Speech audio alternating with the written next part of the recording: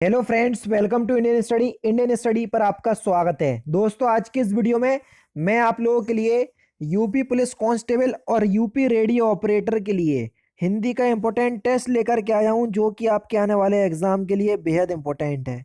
Video को and तक जरूर देखिएगा, क्योंकि लास्ट में मैं आपसे क्वेश्चन भी पूछूंगा और उसका आंसर आपको कमेंट बॉक्स में बताना होगा। साथ ही साथ इस वीडियो की पीडीएफ डिस्क्रिप्शन में टेलीग्राम चैनल का लिंक दिया हुआ है, वहां से आप प्राप्त कर सकते हैं। तो चलिए दोस्तों, स्टार्ट करते हैं और देखते हैं पहला क्वेश्चन कि भारत की प्राचीन भाषा कौन सी है। तो भारत की प्राचीन भाषा की अगर हम बात करें तो वह है आपकी संस्कृत। तीसरा ऑप्शन करेक्ट। सिंपल सा क्वेश्चन है। उपनिषदों की संख्या कितनी है, यह भी सिंपल क्वेश्चन है। तो उपनिषदों की संख्या है 108। तो यहाँ पर आपका दूसरा ऑप्शन करेक्ट हो जाएगा। ठीक है। और बहुत जल्दी मैं आपको अनअकैडमी पर दिखने वाला हूँ। तो जैसे ही क्लास मेरी शेड्यूल होंगी तो मैं आपको बता दूंगा। कौन सी भाषाओं में लिंग भेद नहीं है। तो सही आंसर आपका क्या हो जाएगा सर, कौन सी भाषा में लिंग भेद नहीं है।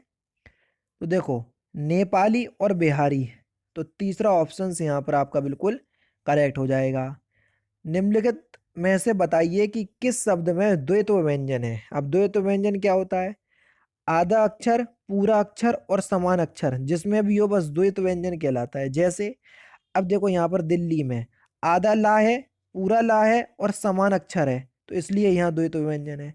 उत्साह देखो, आधा ता है, पूरा सा है, लेकिन समान नहीं है। मतलब ता है तो ता ही होना चाहिए था पूरा, और अगर सा आधा आता तो सा ही पूरा होना चाहिए था। तो ये इसी को द्वैत व्यंजन कहते हैं, समझ रहे। तो दिल्ली में वो कंडीशन पूरी फॉलो हो रही, इसलिए तीसरा ऑप्शन करेक्ट है। कौन से वर्णों को स्वर और व्यंजन के बीच की कड़ी या मध्यवर्ती कहा जाता है? कई बार मैंने आपको बताया और पढ़ाया भी है कि किसको हम स्वर और व्यंजन के बीच के मध्यवर्ती मानते हैं।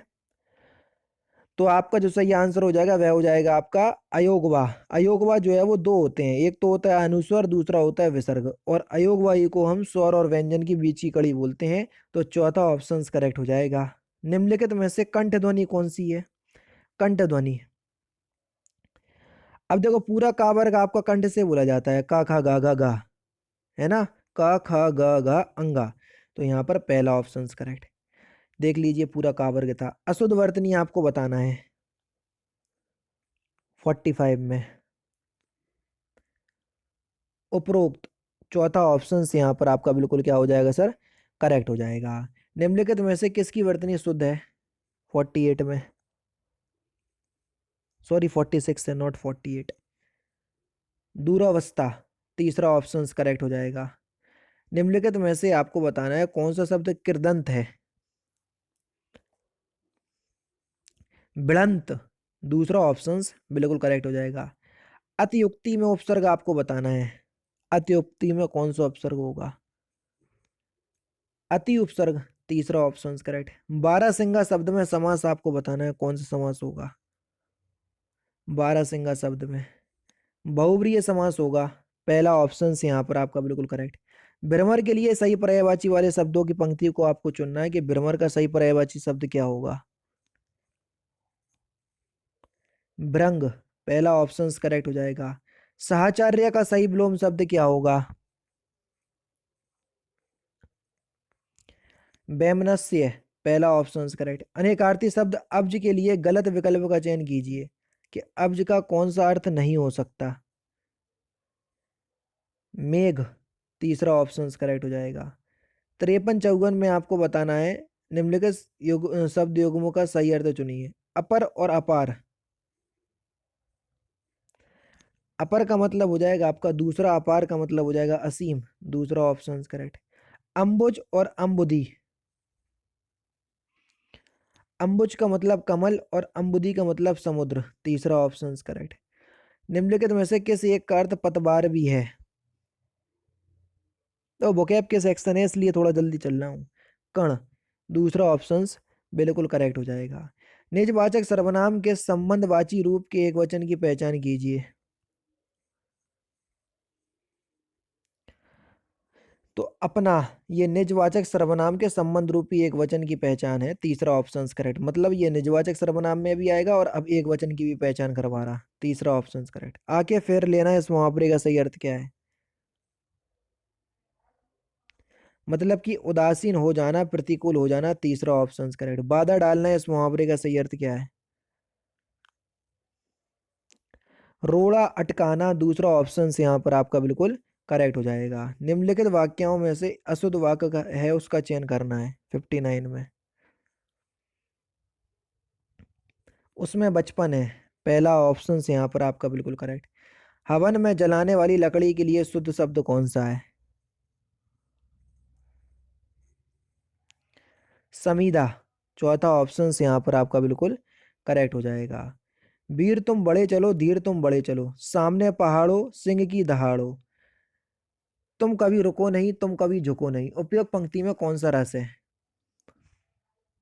बढ़िया क्वेश्चन है, जल्दी से बताइए। तो देखो वीर से ही पहचान जाओगे कि इसमें वीर रस है, ज्यादा दिमाग लगाने की जरूरत नहीं है, चौथा ऑप्शन करेक्ट। छंद आपको बताना है। मंगल भवन अमंगलहारी द्रव्यु सो दशरथ अजिर बिहारी, इसमें तो आपका कौन सा छंद है?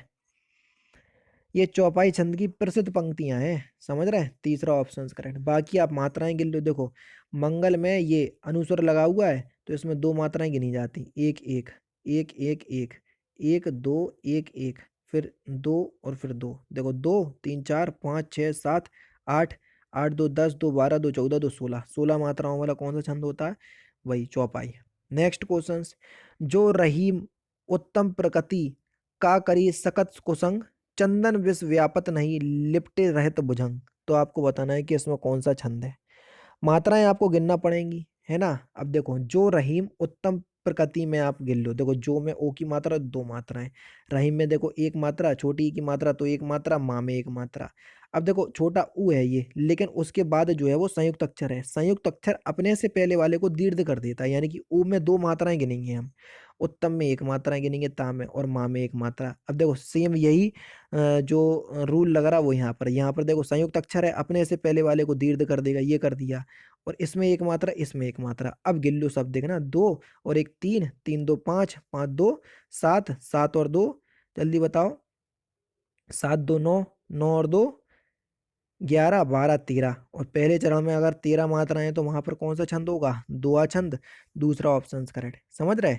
अब मात्राएं गिनना आना चाहिए, अब नहीं गिन पा रहे हो तो फिर बहुत दिक्कत वाली बात है। नहीं पराग नहीं मधुर, मधु नहीं विकास यही काल, अली कली ही सोवंदियो, आगे कौन हवाल, में आपको बताना है कि कौन सा अलंकार है 64 में।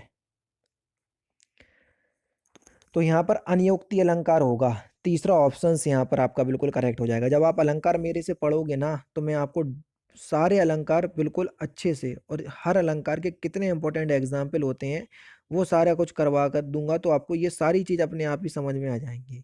सब प्राणियों के सब प्राणियों के मत मनोयूर्म आहा नाच रहा, तो आपको बताना है कि इसमें कौन सा अलंकार है। तो यहाँ पर आपका रूपक अलंकार होगा, दूसरा ऑप्शन सर करेक्ट। रंग में भंग के रचनाकार कौन है? मैथिली शरण गुप्त, पहला ऑप्शन करेक्ट। पतितों के देश में किसकी रचना है? राम वृक्ष बेनीपुरी की, दूसरा ऑप्शन करेक्ट। कबीर वाणी के डिक्टेटर थे, यह कथन किस आलोचक का है? हजारी प्रसाद द्विवेदी, चौथा ऑप्शन करेक्ट। 69 और 70 में आपको बताना है। नहर में दर दरार पड़ जाने से व्यापक क्षेत्र में पानी भर गया, इसके किस पार्ट में गलती है? नहर में दरार होगा, दर दरार नहीं, ठीक है, पहली पार्ट में गलती है। जब सारे देश का लक्ष्य एक हो, संकल्प एक हो, तो सफलता कदम चूमती है, इसके किस पार्ट में गलती है? तो इस क्वेश्चन का आंसर आप मुझे कमेंट बॉक्स में बताइएगा, ठीक है। तो दोस्तों ये थे आपके हिंदी के इंपॉर्टेंट क्वेश्चंस जो कि आपके आने वाले एग्जाम यूपी पुलिस कांस्टेबल और यूपी रेडियो ऑपरेटर के रिगार्डिंग बेहद इंपॉर्टेंट है। वीडियो अगर आपको अच्छी लगे तो प्लीज़ दोस्तों वीडियो को लाइक और शेयर जरूर कर दीजिएगा। मिलते हैं फिर नेक्स्ट क्लास में, नेक्स्ट सेशन में। जय हिंद, जय भारत।